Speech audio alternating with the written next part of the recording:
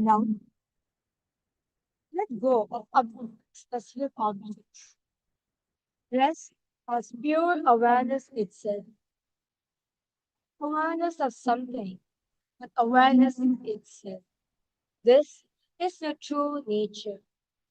Consciousness without content, silent, vast, eternal. This is who you really are, the observer observing itself. The awareness, aware of awareness.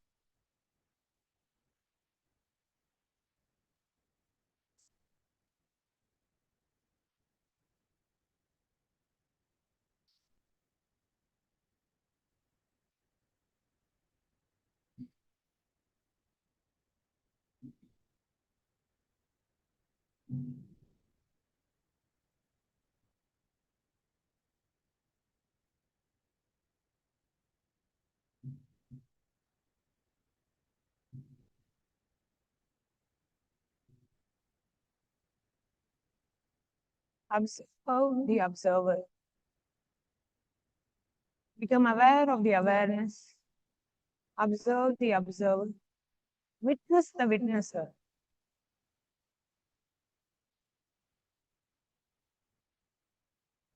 Bring yourself to the space of witnessing the witnesser, observing the observer, becoming aware of the awareness.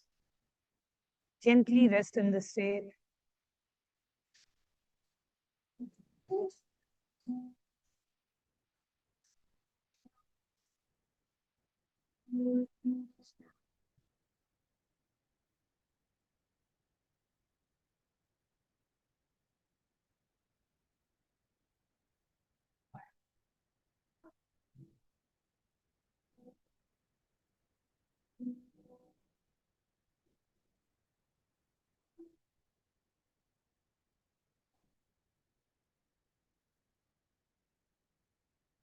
Continue. Be in the space of observing the observer, witnessing the witnesser, becoming aware of your awareness.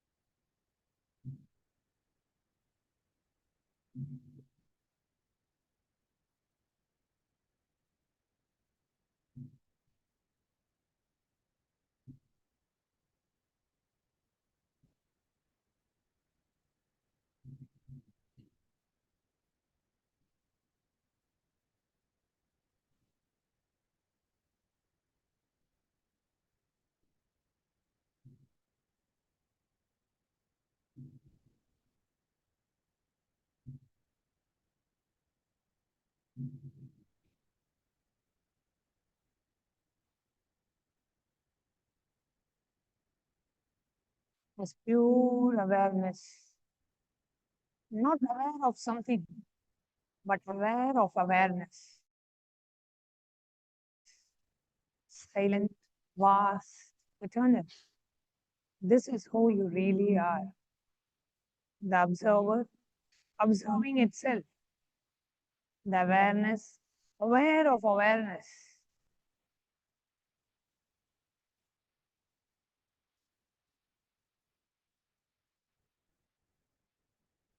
Just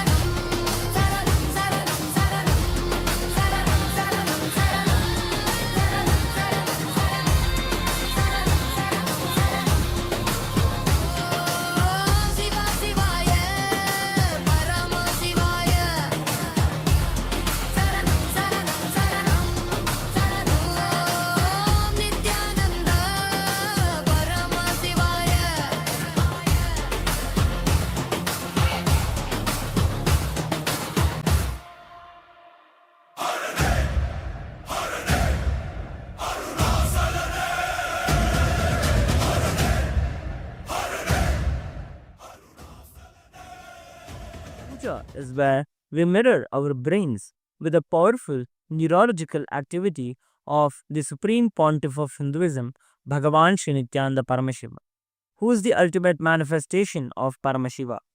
Here, in this auspicious moment of space time, through this puja, we will access the higher vertical time zones. Let us now offer our heartfelt gratitude and devotion to the Supreme Pontiff of Hinduism and all his deities in Kailasas around. वराभयकराम्बुजं विमलगन्धपुष्पाम्बरं प्रसन्नवदने क्षणं सकलदेवतारूपिणं स्मरेत् शिरसि हंसकं तदभिधानपूर्वं कुर्वम् अथ धूपः ॐ धूरसि धूर्वधूर्वन्तं धूर्वदयोस्मान् धूर्वदितं धूर्वयं वयं धूर्वामस्त्वं देवानामसिदस्मिदमं वप्रिदमं जुष्टतमं मन्यतमं देवहूतममृतमसि हविर्दानं त्रिगुंहस्वमाह्वाः मित्रस्य त्वा चक्षुषा प्रेक्ष्येर्मा संविक्ता मा त्वाहिगं शिशुम् श्री सर्वदेवदेवी स्वरूपाय भगवते श्री नित्यानंद परमशिवाय नमः धूपमाग्रापयामि अथ दीपः ॐ उद्दीप्य स्वजातवेदो भग्निं निरृतिं मम पशुभृत्यमग्यमावह जीवनं च दिशो दिशा मानोहिकं श्रीर्जातवेदो रामश्वं पुरुषं जगत् अभिभ्रदग्नागहि श्रिया मा परिपादया श्री सर्वदेवदेवी स्वरूपाय भगवते श्री नित्यानंद यामि नैवेद्यानन्तरमाचमनं समर्पयामि नीराजनम्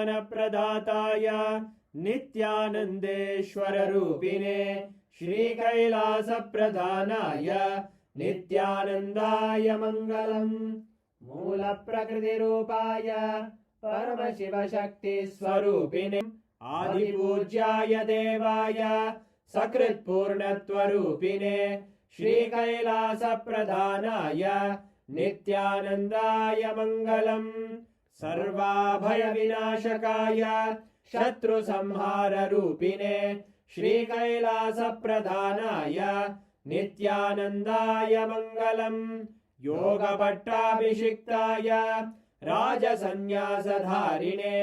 श्री कैलासप्रधानाय नित्यानन्दाय मङ्गलम् सार्वभौमैकपत्याय राजराजार्चिताय च श्री कैलासप्रधानाय नित्यानन्दाय मङ्गलम् मङ्गलं कल्पवृक्षाय मङ्गलं ज्ञानदायिने परमशिवाय श्री नित्यानन्देश्वराय मङ्गलम् मङ्गल्यानन्दाय गुरवे मङ्गलम् हरि ओं तत्सत् सर्वं भगवत् श्री नित्यानन्द परमशिव पादुकार्पणमस्तु ॐ नित्यानन्दम्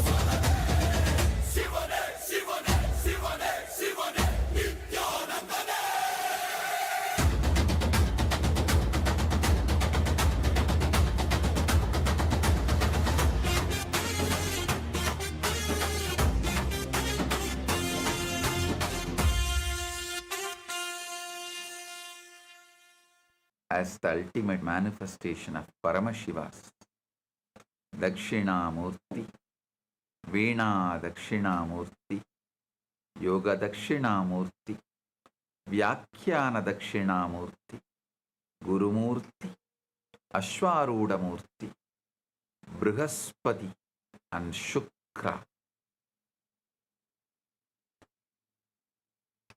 I bless you all with Paramadvaita.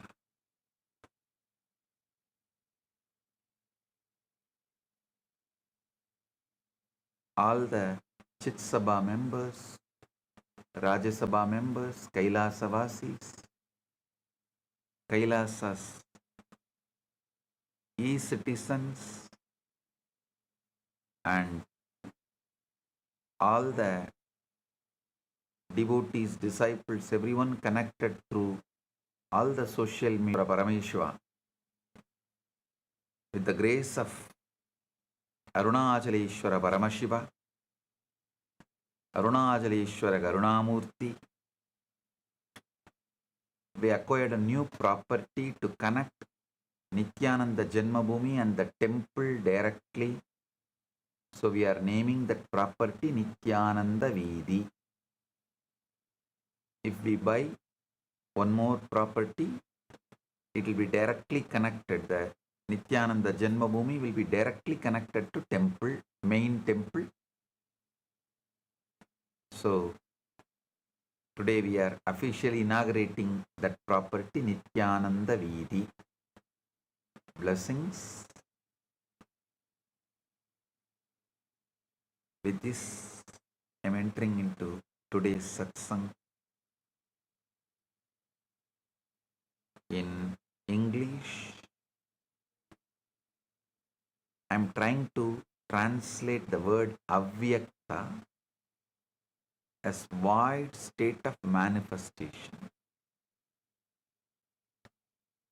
I want to speak to you about the void because unless you understand the avyakta, you will not understand the mystery of creation.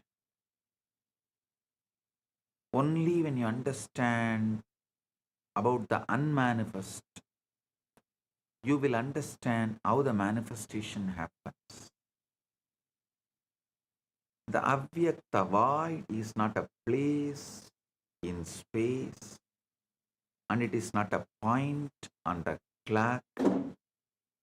The void is state of consciousness. If it is the stillness before form and the silence before the manifestation, it is the deep inward threshold where the world begins to fade, where the senses loosen their hold, and where you are no longer bound by the evidence of what already is. Ramakrishna calls this space Bhava Samadhi, where the form and formlessness meet. Mandukya Upanishad explains Nanta Prajnam, Na Bahish Prajnam, No Bayata Prajnam, Na Prajnanaganam, Na Prajnam, Na Prajnam. Adrishtam, Avyayam, Haryam, Agrahya, Maya, Agrahyam, Alakshanam, Chintyam, Avya, Padeshyam, Ekatma Pratyasaram, Prapanchovasamam, Santam, Shivam Advaitam, Chaturtam, Manyantesa, Atmasa Vigneyaha. He who is neither inward wise nor outward wise, nor both inward and outward wise, nor wisdom self-gathered, nor possessed of wisdom, nor imposed of wisdom, he who is unseen, incommunicable, unseizable, featureless, unthinkable, and unnameable, whose essentiality is awareness of the self in its single existence, in whom all phenomena dissolve, who is calm, who is good, who is the one than whom there is no other. Him they deem the fourth. He is the self, he is the object of knowledge. Listen. This is the strongest, longest, most detailed Upanishadic description of the formless, avyakta, silent beyond inner and outer awareness state.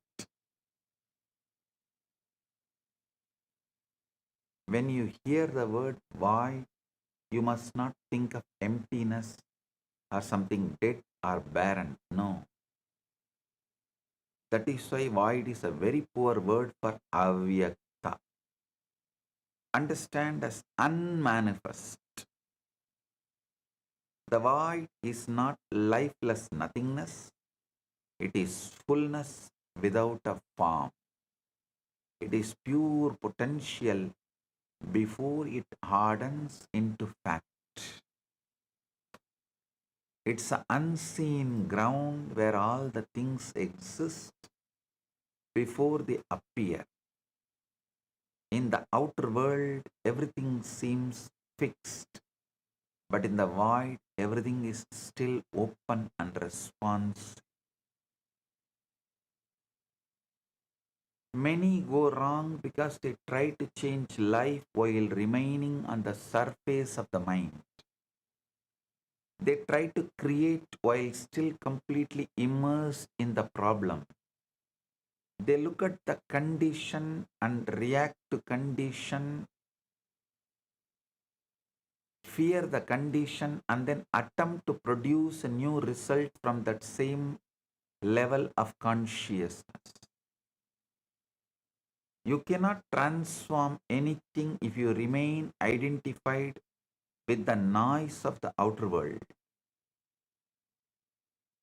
If you would create something new, you must go deeper than the waking mind. You must withdraw from appearance and enter the place where appearances are born. That place is void. When you hear the word void, you need to understand this unmanifest concept of avyakta. Unmanifest void, more detailed. Kathopanishad describes Yada vanchavadishtante jnanani manasasaha buddhischa na viseshtate tamahu paramam gatim. When the five instruments of knowledge stand still together with the mind, and when the intellect does not move, that is called the supreme mere relaxation. Relaxation is only the beginning. Restful awareness, emotionally present but not charged, mentally present but not feverish, mind present without mental fever.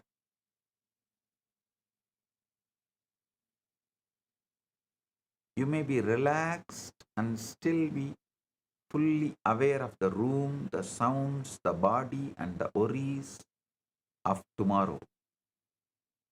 That's not void. The void begins when you withdraw your attention from the senses so deeply,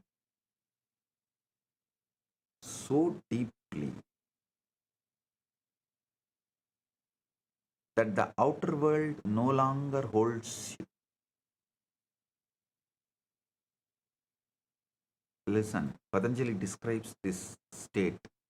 Tata drashtu swarupe avasthanam vritti sarupya midaratraha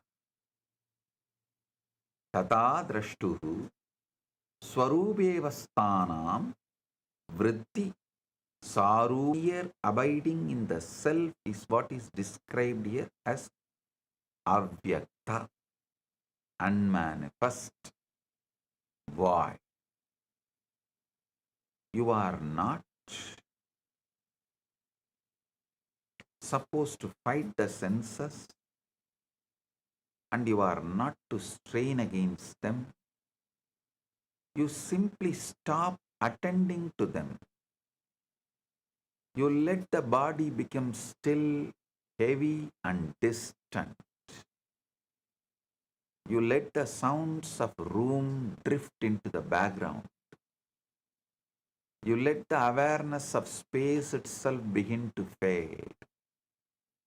You lose interest in the outer world and turn inward toward the silent center of being. Then there comes a delicate interval where you are not fully asleep and not entirely aware of this world. Gita says, Yata samharade chayam kurmongani vasarvasaha indriyani indriyartebhya stasya prajna pratishtita. Bhagavad Gita, 2nd chapter, 58th sloka. One who is able to withdraw the senses from their objects, just as a tortoise withdraws its limbs into its shell, established in divine wisdom. You are aware, but the world no longer feels solid around you. The body is quiet, the senses are dim, and the mind is no longer arguing as it did in the waking state. This is the lull, this is the stillness, this is the threshold of creation, this is the void. Listen.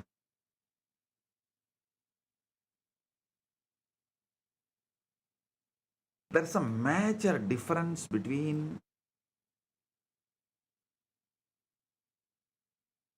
pre-Shankara Advaita and post-Shankara Advaita.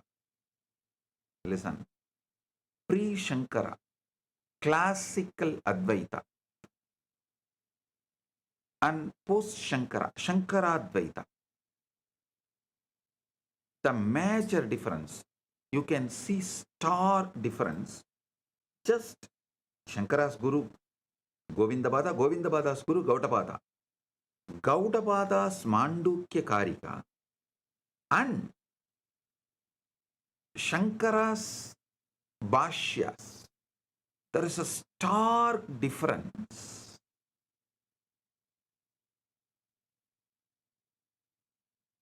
I can say in a way, Shankara is talking to a different set of people and he has to present his arguments in a different way. So he is using a different words, or I can even say he has developed it for various sampradaya people to understand Advaita. Whatever word I may use to justify, interpret, but there's a big difference between pre-Shankara Advaita and post-Shankara Advaita. Maybe I'll have a separate satsang about it elaborately. So now understand about this void. This avyakta is the threshold of creation. By the practice of yoga, then the yogi is able to behold the soul through the purified mind, and he rejoices in the inner joy. This state is important because consciousness becomes receptive there.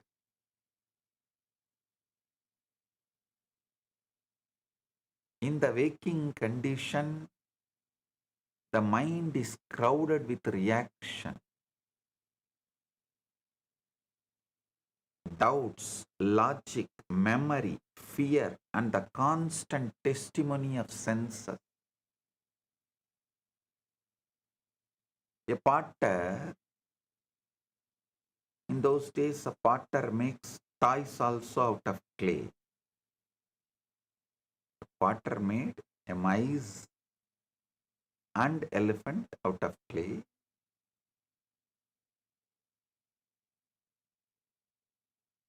Seeing both, Vedanti argues this is also same clay, this is also same clay. Why you call it as mice and why you call it as elephant? The potter says because it is in that shape. Then the Vedanti asks, can you make this mice into elephant? Potter said, yes. I can make this mice go back to the original form of clay, and out of that clay I can make elephant. This is the click. Get enlightened right now. You are a man made out of clay.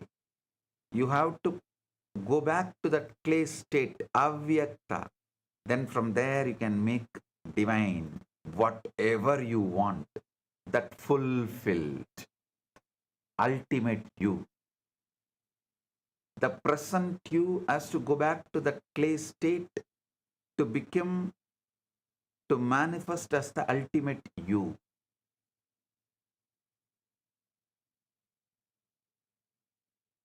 The avyakta in the void, that noise begins to fall away. The world loses its pressure there. Problems lose their hardness there. The old state begins to loosen there. The old you is lost and the ultimate you is born. When the old state